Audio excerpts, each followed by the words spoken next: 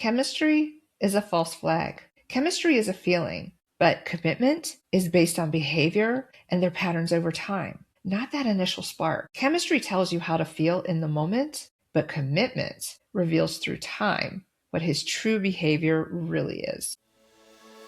Welcome to You Have the Power, the road to truth, freedom, and real connection.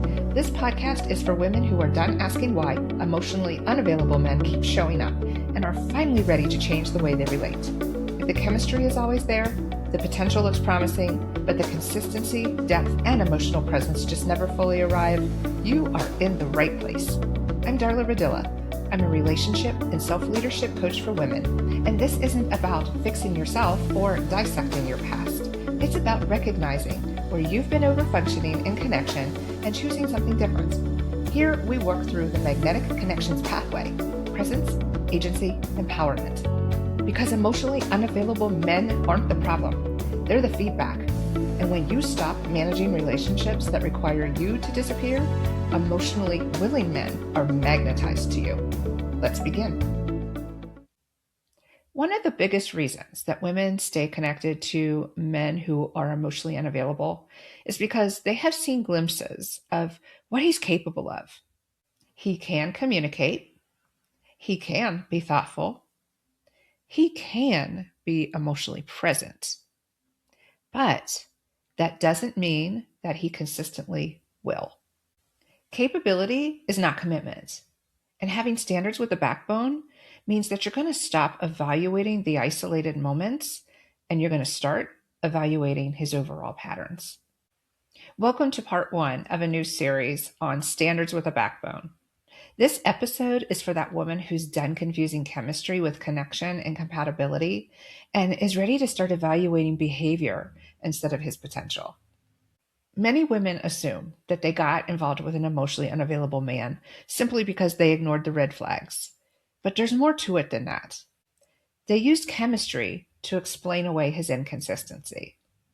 And they do this because in the past, they have seen evidence of emotional capacity. Maybe once or twice, maybe every once in a while. And they say things to themselves like, but I know he's capable. I've seen him communicate with other people.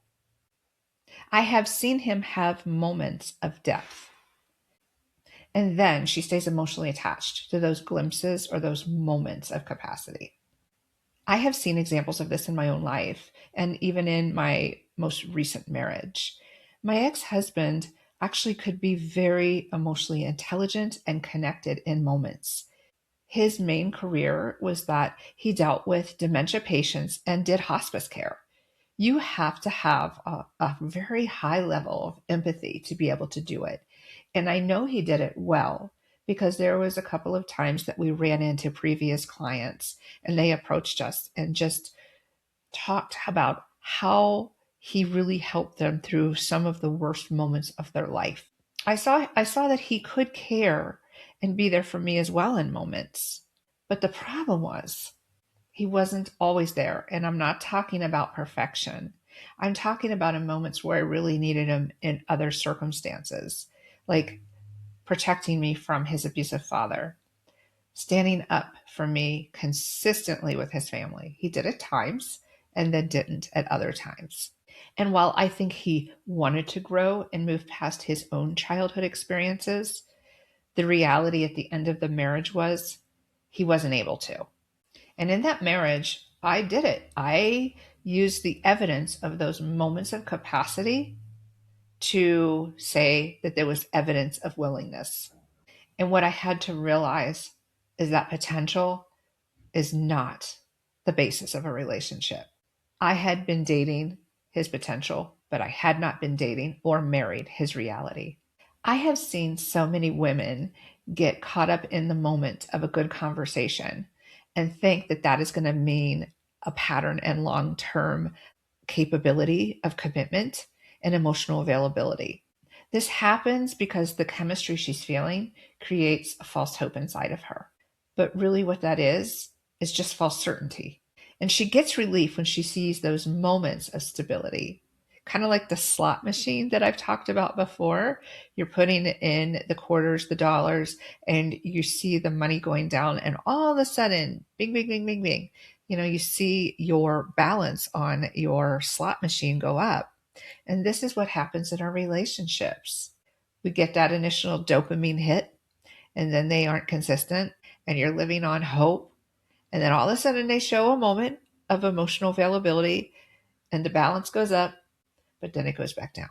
And one of the things I had to remember in my own dating experiences is that one emotionally connected conversation does not erase a repeated pattern of inconsistency. And this was so important for me to realize because emotionally unavailable men, they often maintain attachment through that intermittent emotional connection. They are depending on that occasional dopamine hit to keep you so they don't lose you. But the reality of being a man who's emotionally unavailable is that we experience distance, confusion, withdrawal, inconsistency. And when that one conversation does happen and the dopamine hit returns, we get excited. Hope returns. We lower our standards a little bit. We don't want to scare him off, right? But then reality comes back again when he withdraws, when the confusion starts all over again. I saw evidence of this in the last relationship I was in. He had moments where he seemed very grounded and connected and showed up well after there was an issue, but they became fewer and far between. And what I started to see more frequently was his lack of ability to have those difficult conversations. There were a couple of times when I tried to talk to him about something very important to me, and he just sat in a chair and fell asleep while I was talking to him. It was very degrading.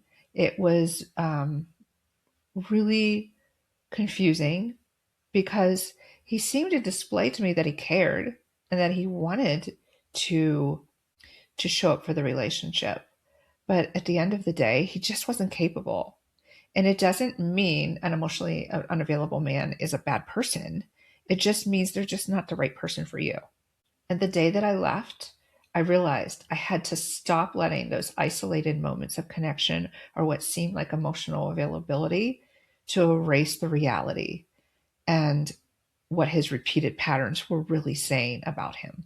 Because in those moments where he showed up briefly, I thought he was creating safety.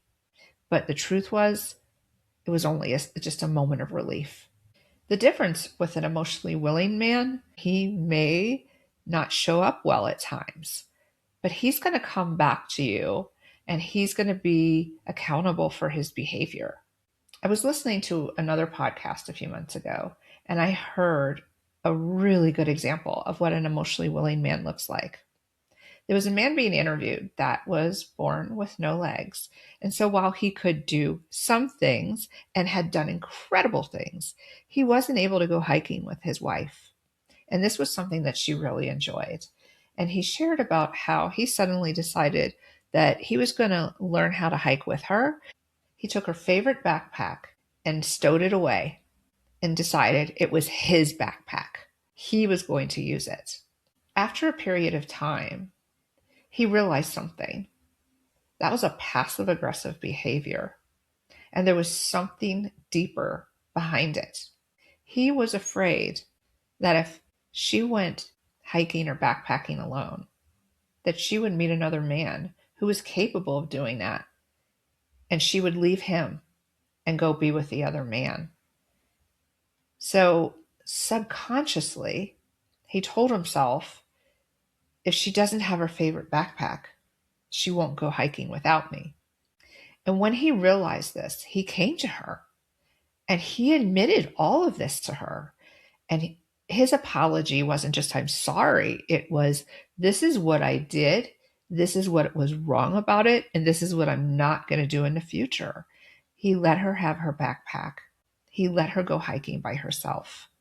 And he accepted that if she decides to go with somebody else, there's absolutely nothing he can do to prevent that. And it's not his place to try to control that situation, as scary as it is. This is what an emotionally willing man looks like. He makes a mistake, but he owns up to it. And then he takes action in the future to not do it again. This story really demonstrates that emotionally willing men aren't perfect, but they're accountable. And as women, we also have to adjust our expectations about what an emotionally willing man looks like because he's not perfect, but he is responsive. We need to stop looking for the knight on the white horse and remember, we want the man that's responsive. We want the man that's willing to repair ruptures, and we want the man who's willing to be accountable for his own behavior. Because the contrast is an emotionally unavailable man, and he's going to deflect. If you're upset about something, he's going to make it you as the problem. He's going to avoid accountability. He's going to disappear when you set a standard or a boundary. He's going to blame you and minimize your needs. When we have standards at the backbone, we are actually observing what their behavior tells us versus what our feelings are telling us. Because chemistry is a feeling, but it's a false flag. Because commitment is based on behavior and their patterns over time, not that initial spark. Chemistry tells you how to feel in a moment, but commitment, that reveals through time what his true behavior really is. When we set standards and boundaries, this is not about punishing him for his behavior. It's just about only being with men who are aligned with what we're looking for and what we want. And our standards create the ability for us to be in observation mode. I recently said I would never get on a dating app again, but I did about 2 or 3 weeks ago. I looked at it not as the main way to try to meet men, but I'm in a small town and I've been working a lot. And so I thought it might be a different avenue. Like if you're creating different streams of income for your financial stability, I thought maybe this could be a different avenue of a way to meet men. It's interesting. I haven't been on a dating app for a couple of years. And my perception of that is so different. And I'm definitely in observation mode. What I like about it is it's creating the filter. I recently responded to someone who wanted access immediately, that maybe someday, and then came back with a question about him. I wanted to learn about him, and he never responded again. And while in the past I would have chased, I would have reached out, I would have sent another message, or I would have thought it was something that I did, I scared him off. Now I'm like, maybe I did scare him off, but oh, that's a good thing because you don't get access to me in the first message. Let's find out a little bit about each other first in the app, meet in person over coffee or lunch, and maybe over time we can do an activity that's less in a public area. But I'm not gonna do something with a man that's not in a public setting from an online dating app when I know nothing about him. And a man that can't respect that a woman wants to maintain her safety is not a man I really want to go out with. And this was disappointing because his profile really aligned with what I was looking for. I had to remember that his profile was just words on a screen. It wasn't about who he was and what his emotional capacity really was either. And this goes back to that I stopped letting my emotional negotiations get in the way of the reality. And I let behavior determine what access he gets or he doesn't get. Because standards with a backbone, they stop you from making those excuses when you see the inconsistency. Access is earned through the behavior. And the woman that you're becoming, she doesn't build relationships from potential. She builds them based on reality. And when we base our relationships on reality, we feel it in our body. We're not feeling that anxiety and confusion where our heart's racing, our mind is racing, and we're attached to the intensity we initially felt. We're grounded in, I want to feel emotionally safe. And sometimes emotionally safe means I'm going to be by myself for a while, or I'm not going to go out with him. And remember the glimpses of moments of what he could be are not examples of what he is. I also think that the movie industry has really clouded our judgment when it comes to chemistry over reality. You have these crazy lines of you complete me and the illusion of fantasy of Emotional intensity and chemistry and great sex means great connection, great commitment, and a bright future of a healthy relationship. That's not what it looks like. Chemistry is not the truth teller. Yes, it's intense. Yes, it's magnetic. Yes, it just feels really good. When those moments when, oh my gosh, I just can't stop thinking about him. This must mean he's the one. But what if he isn't? What if it feels like he is, but his behavior later shows you he isn't? Because no one's going to complete you. The only person who can is you. You complete yourself. And when you present as a whole person on your own, you're going to be less likely to want to buy into that lie that chemistry tells you. There isn't no when you know, you know. Love at first sight and all of that crap. Maybe you do feel very strong feelings for someone right away. Maybe you do feel a chemistry, but you still need to give it time to see if the patterns reveal something different. Because emotionally willing men, they don't create connection just when it's convenient for them. They stay engaged even when intimacy requires more of them. They repair the rupture and they come back to the conversation. They stay emotionally present even when it's uncomfortable. Standards with a backbone means that you stop building relationships from chemistry alone and you start allowing behavior to determine who gets access to you. Because chemistry, oh, it's a strong pull and it could sure pull you in. But consistent behavior is going to tell you whether or not that connection is actually safe. And if this episode hit something deep within you and you're realizing that for the longest time, you've been holding on to potential instead of the reality, that you haven't been looking at the patterns and you've been depending on that chemistry, that feel, that spark, that dopamine hit to determine whether someone's right or wrong for you, but you're ready to do something different. You're ready to have standards with a backbone and you're ready to look at the behavior patterns over time. If that's you, then I'm going to invite you into a magnetic connections call. This is not a therapy session. It's simply a 30-minute free call where we're going to talk about your patterns, where you have been buying into chemistry, and what you need to do next to start buying into the reality and have standards with a backbone. It's just a call for someone who's done explaining away that inconsistency, who's ready to earn emotional safety, and who's ready to start choosing connection. And she's going to do it from clarity and not from chemistry. Because emotionally unavailable men, they are not your guy. And you don't have to keep repeating the same pattern. Next week, we're going to go even deeper into this topic of standards with a backbone. Because once you stop confusing chemistry with commitment, and you start realizing how much access you've been giving, and it was before trust was even ever established, you need to know, what changes do I need to make when I actually embody the standards with a backbone? This is the next step in the process.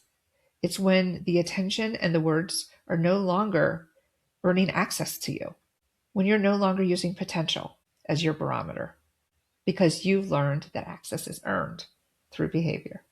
I'll see you next week. Thank you so much for listening. You have the power.